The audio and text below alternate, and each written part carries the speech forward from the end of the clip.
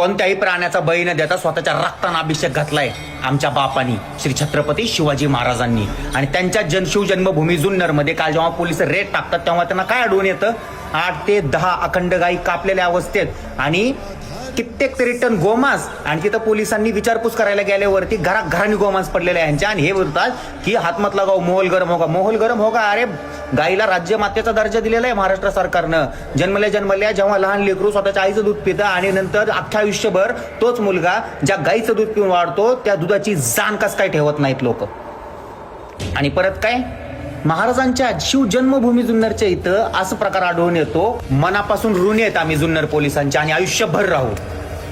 आणि एक गोष्ट ह्या फडव्या लोकांसाठी, गाईच्या मांसामध्ये प्रोटीन त्यांनाच दिसतं ज्यांना स्वतःच्या आईमध्ये मिया खलिफा आणि सनी लिओनी दिसते. आणि हे 100% खरं आहे.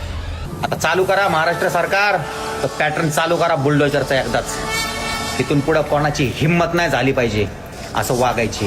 लाज वाटली पाहिजे, लाज. धर्माचा सोडा, माणुसकीच्या नात्यानं त्या दुधाची तरी जाण ठेवा.